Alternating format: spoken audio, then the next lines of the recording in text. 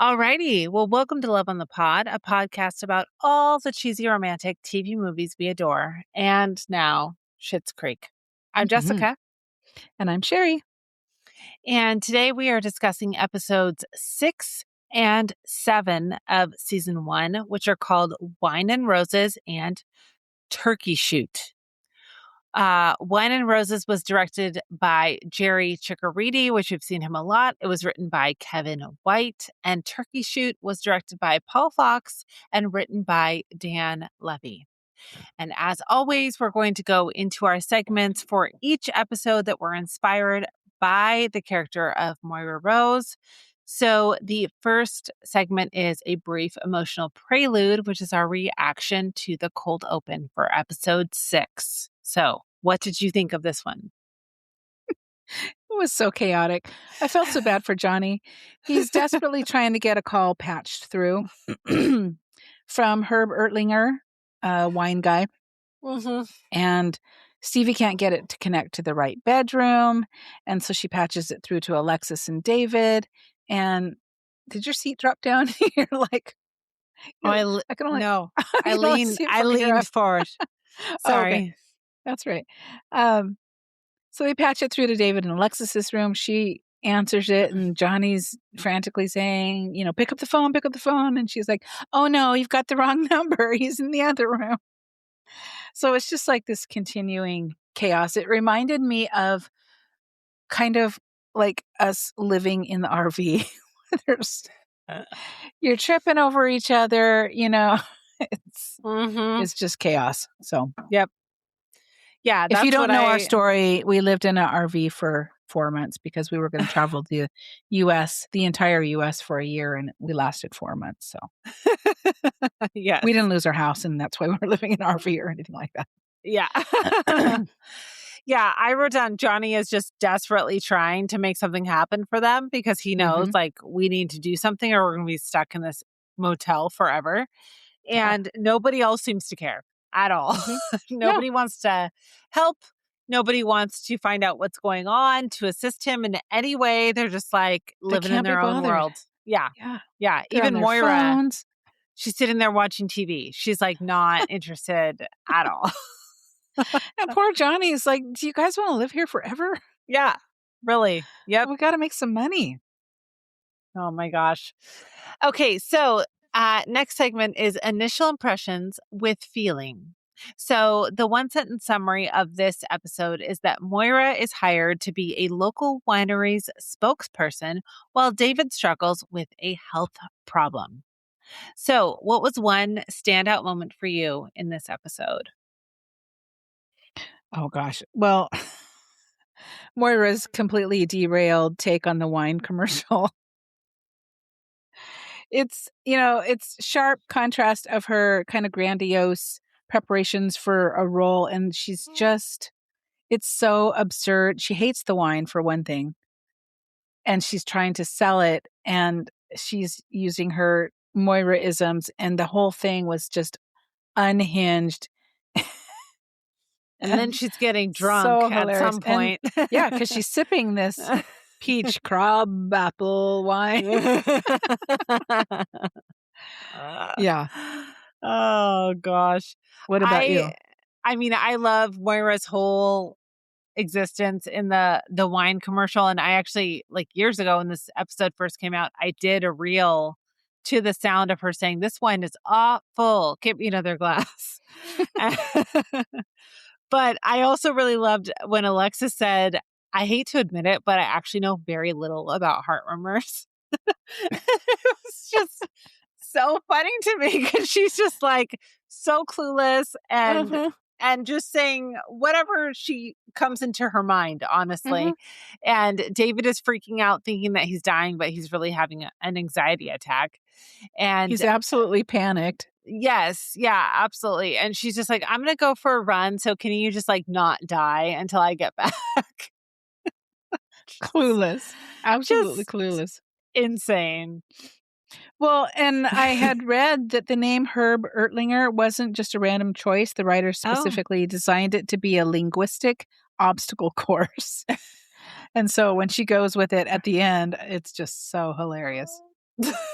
Yeah, and when she drops the F word, I was like, "Oh, yeah, okay." Oh, so funny. Yeah. So, who do you think is adjusting to Schitt's Creek the fastest so far, and who is holding on to their old life the hardest? Actually, I think Alexis is adjusting because she's actually the one trying to go out and make friends Mhm. and adapt to her new surroundings, and Yeah. she just wants to continue to party like she used to and hang out with people, and so she's putting herself out there, I think, more than anybody else is. Mhm. Yep, for sure. I totally agree. Okay, I have a question for you. Yes. David gets stuck in a deeply awkward, physically invasive pose with Jocelyn during couples yoga. Couples yoga, yay or nay? Yay, if you're actually with the person that you're in a couple with. Yeah.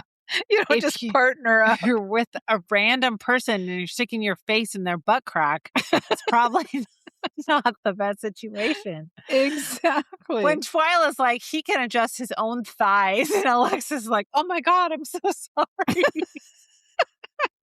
Just so awkward. So, I think there can be partner yoga where it's like a girlfriend or something where you're Mhm. going and doing that, but you have to know what to expect. And then a partner yoga, I think, would be a little bit probably more tantric, and so that's Right. also an expectation, right? Of like, this is going to be a little bit less like regular yoga and more, I guess, sexual in nature, and you probably don't wanna be partnered with just like a rando person. Yeah. Yeah, I mean, my idea of good partner yoga is goat yoga or puppy yoga. They can be my little partner Yes. and not make it sexual at all. Yep. So, Yep. Absolutely. For sure. Okay. So next is going to be Moira Core, where we pick one each week, which is going to be line delivery, wigs, facial acting, emotional beats, or Catherine O'Hara brilliance. So what did you pick for episode 6? I picked line delivery, but I Okay. have to give a shout out to the first wig she wore that was like a side-swept spiky number. She only wore it for one scene, but and then she went back to the bob for the commercial, but that was epic. I love that. But the line delivery simply because her butchering of the name, I Herb Ertlinger, she goes from Herb Erflinger, Bert Herngeif, Herblinger until she throws out the bingo ling effer. And her delivery is just brilliant. How she keeps a straight face when she's doing this, it's comic gold. So, yeah, Mhm. line delivery for me this week. What about you? Yep, I actually chose wigs, and I chose the bird's nest style wig when she meets Herb Ertlinger.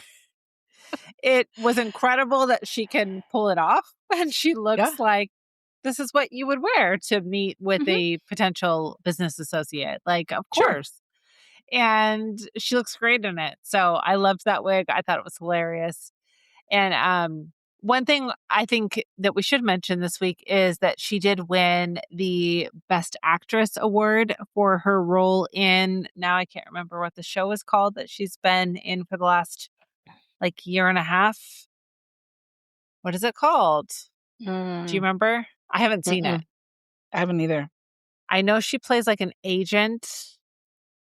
And what is it called? Oh, goodness gracious. It's like the plaza or the something or the goodness gracious, the studio.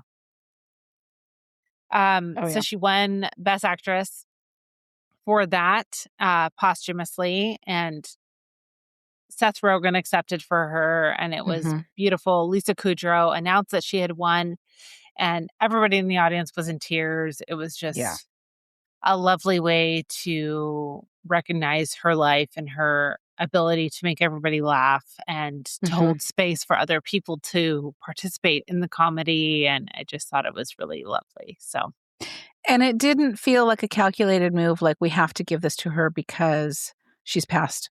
She's just brilliant, and she's earned everything that she's gotten, so and I think every single person in that category wanted to lose to her. So, oh, for sure. um, Yeah. I think it was a lovely way to remember her, and very sad that she couldn't be there to accept the award, but just lovely that, she kept doing what she loved right up until the very end, and she was recognized for her brilliance. So, yeah. Yes, I loved seeing that. I did not watch the entire actor awards, but I watched that segment. So, yeah. Okay.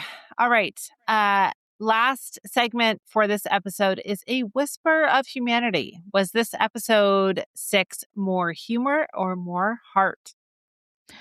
That's tricky because it was very funny, but I had to go with heart on this one because Moira kind of loses all her confidence when she's struggling with a commercial, something that her acting is something that she has owned for years, and now she's struggling with it. And so she just kind of shuts down, locks herself in her RV, and she doesn't want to come out because she feels like such a failure. But Johnny steps up and he doesn't mock her. He becomes like her biggest cheerleader. And he says, "You're radiant, you're beguiling, you're daytime's brightest star." So it just kind of shows that they are truly, really supportive partners in spite of all that's happened recently to them. And I just thought it was a really beautiful moment. Yep, I agree. I thought that this episode was an equal balance, I think, of humor and heart. I loved the scenes with Moira.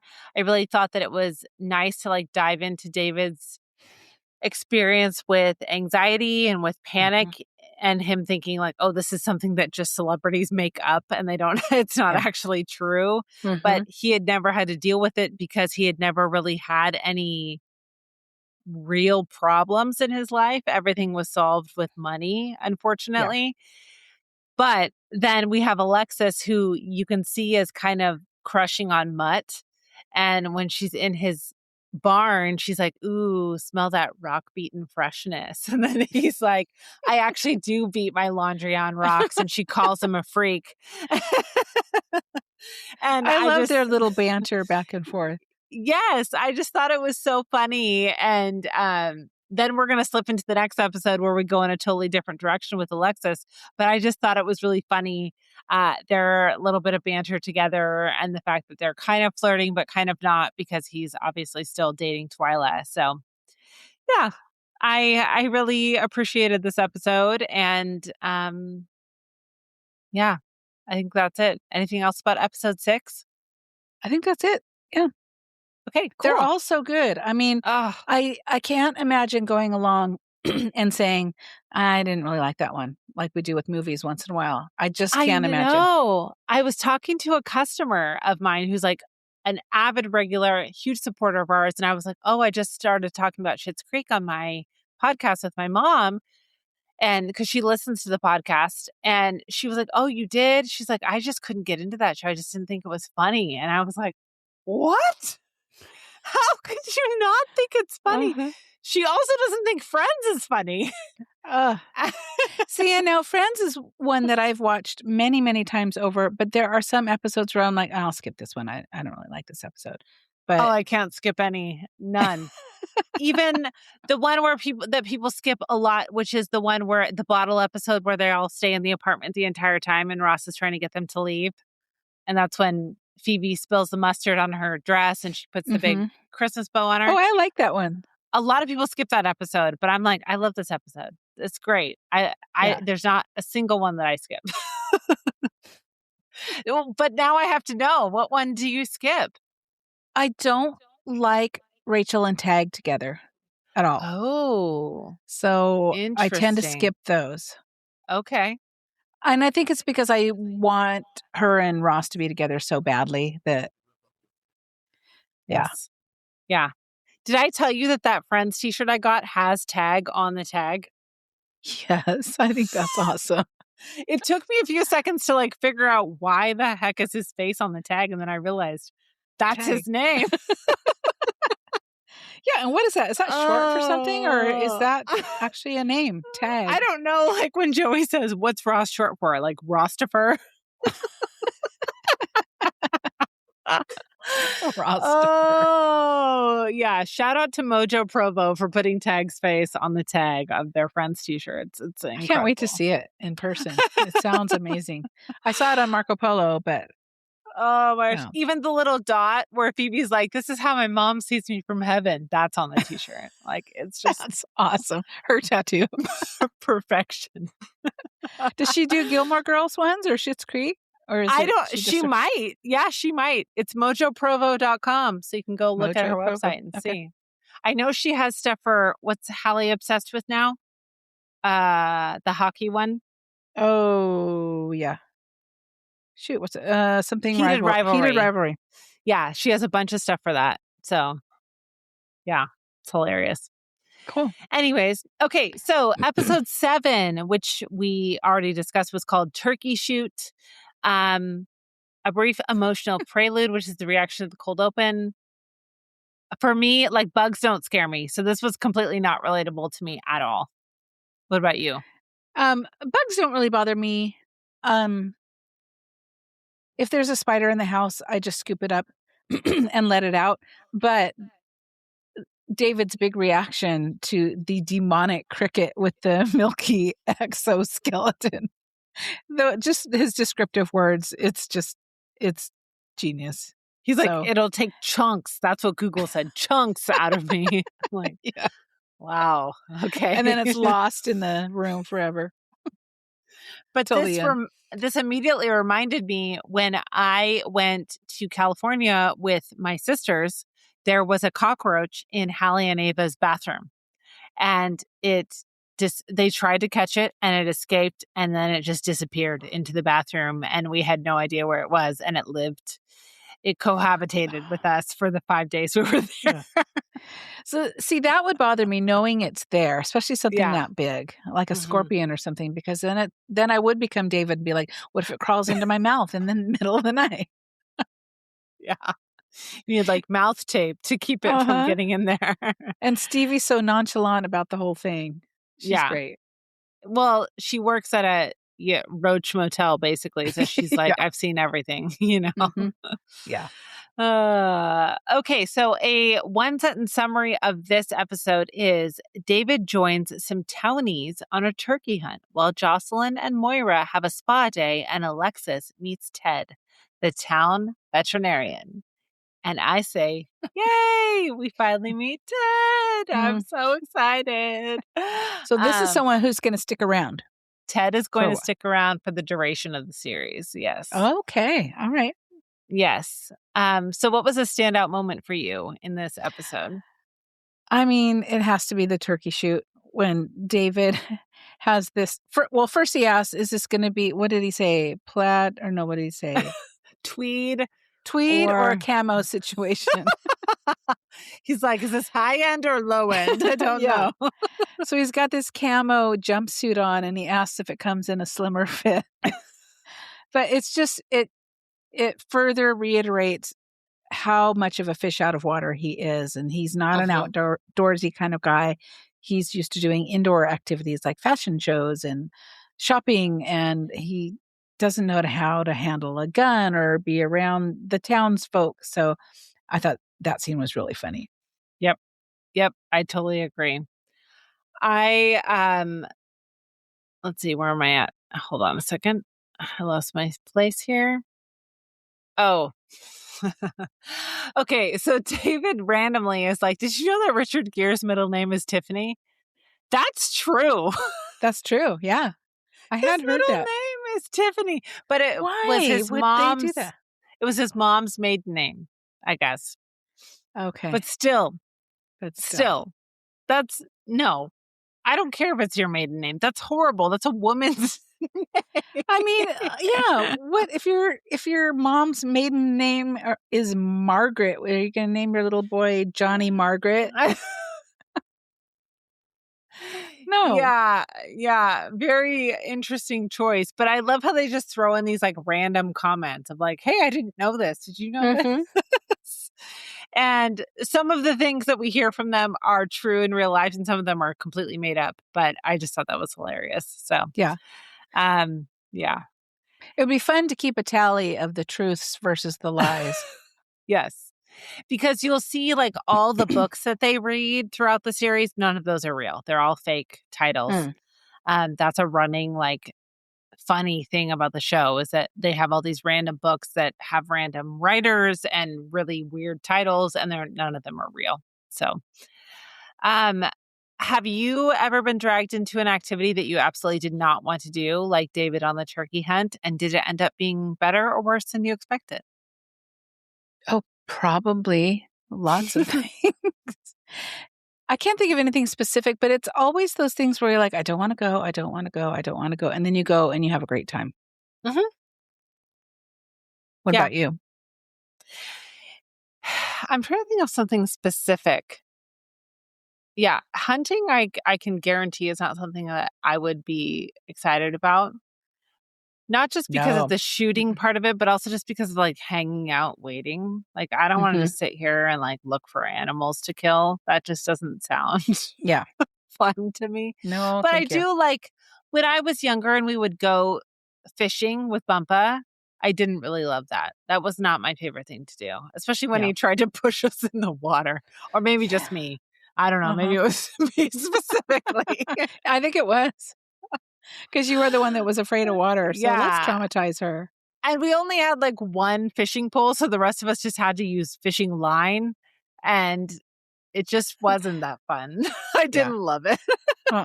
No, for sure. Oh, yeah. Although, like, my kids really do wanna go fishing. That's a very common activity down here in a lot of the lakes that are around, even the man-made lakes, they'll just put fish in there. So, Mhm.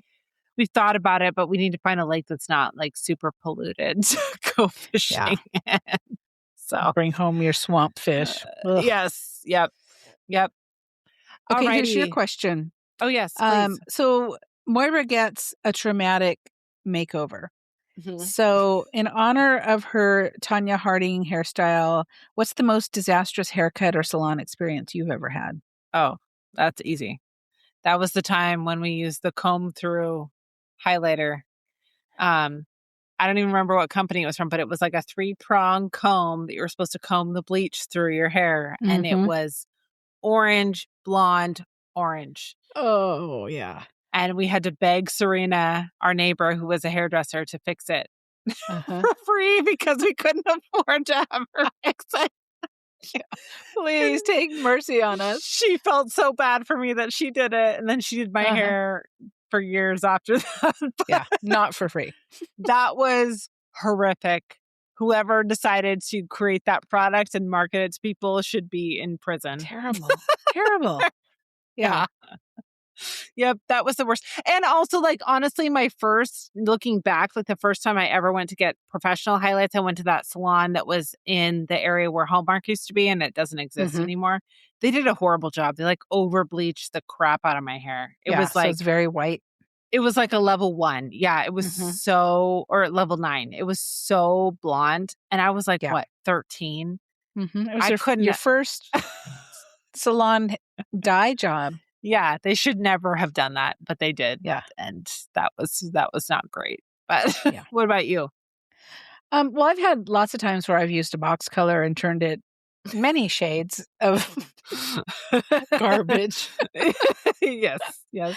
But the worst one, and I think I've talked about this before, I wrote it in my little memoir book that you got for me, was my mom took me and I was in I Oh want to say third gosh. third grade, and we went to like a Edie Adams cut and curl or whatever, and I wanted the bob, but it was the bob that looked like a full-on mushroom. So starting really low by your eyebrows and going straight around, just Oh, this yes. mushroom of hair.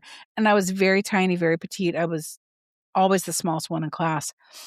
Well, mom didn't tell me before we went that this is not a suitable hairstyle for you and I'm going to change it on the fly. But I told the hairstylist what I wanted and she shook her head and, she offered me some options of how to make it a little less face framing. And then my mom pulled her aside and said, give her a shag. And I do remember the look on the hairstylist's face, like, what? And then she turned me around away from the mirror and she gave me a shag. And I cried and cried and cried. Oh, I had these horrible glasses and buck teeth. And I had to go to school with this hair that I absolutely hated. And I'll never forget this little boy, Mark Rushing, if you're out there. Kudos to You were you. mean? No, he was nice. He said, I think Oh. it looks nice. Oh, Mark. So, yeah, everybody else was like, what did you do to your hair? But he said, I think it looks nice. It looked like Carol Brady. Shaggy, the little flip on the end. It's horrible. Horrible. That actually now brings to mind a memory of, I used to always get my hair cut at Supercuts, Fantastic Sam's, whatever was in the Silverdale Mall. And there was one gal, I don't remember her name. She did a great job, but I got my hair cut from somebody else. And I remember you were there and Nana was there, and I went into the car and I was bawling. And because I hated it. And then we went back in and went back. We're like, we want an appointment with this specific woman who did a good job, and she fixed it for me. Yeah. Because I was the child who wanted a stacked inverted bob because that's cool when you're in third grade. But you need to do it right, okay? You got to know what you're doing. Yeah, as far as shags go, it was a well-cut shag, but I hated it. I looked Not like a what you 30-year-old, insurance sales lady. A Tupperware party or something. Oh, my God. Yeah. Yep.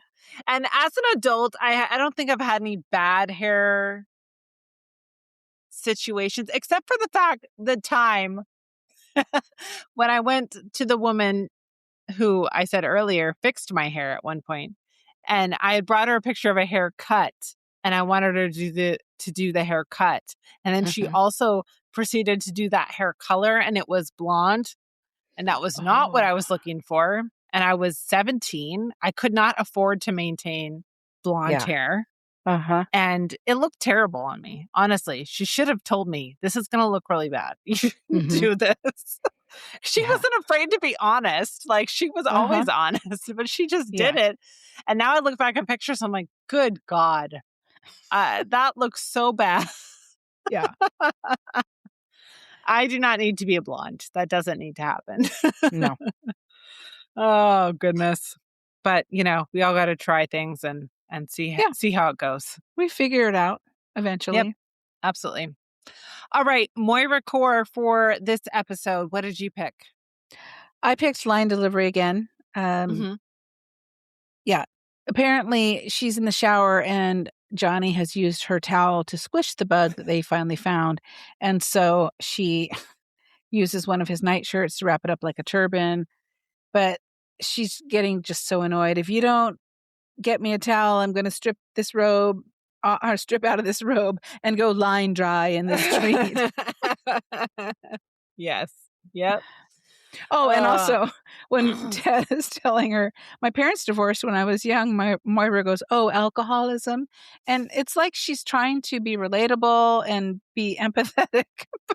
And he's like, no, I just think they didn't want to be married anymore. Oh, what infidelity. Yeah. No. Yeah.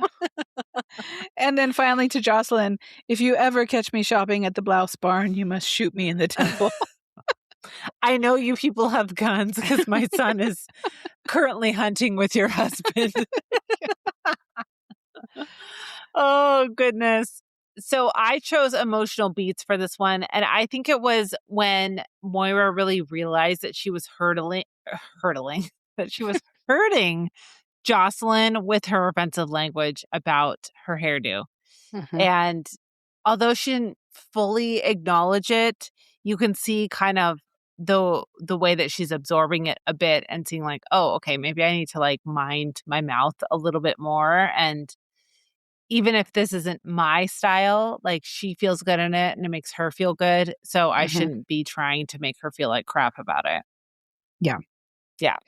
Yeah. And that's why for this one, I picked heart instead of humor because she admits to Jocelyn that she's like, look, you know exactly who you are. You own it. You own your look. You're confident.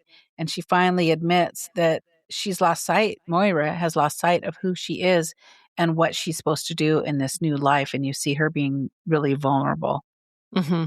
Yep. Absolutely. Yeah, I think this episode definitely was heavy on the heart.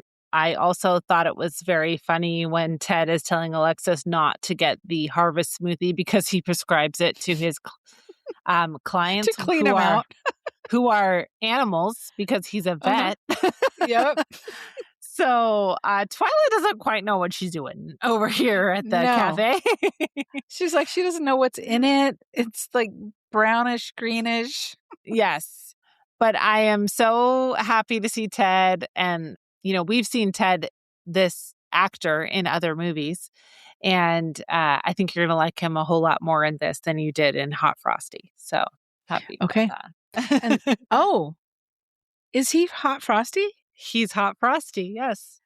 Oh, I would never have put that together. Yep. Okay. I'll have Yep. to watch closer next time. So Yep. I suspect that we've got something like a little competition between him and Mutt coming up for Alexis's attention. I have Mhm. not seen it. You have. So Yes. Yep. We're going to see some things with Ted. And like I said, Ted's going to hang around. And the blouse barn is going to come back. We're going to hear a lot more about the blouse barn, which is fun. And there's just so many things that they're alluding to that are going to pop up as we move forward. So that's cool. I love it when they set up for future episodes. yes. Yep, for sure. So episodes 6 and 7 reminded us just how out of touch the Rose family can be, but we're also starting to see the first hints of growth. Moira is trying her hand at a job and making an effort with Jocelyn, while Alexis is dating Ted and David is braving the turkey hunt. Next week, we'll be watching episodes 8 and 9. So until our next engagement. Adieu.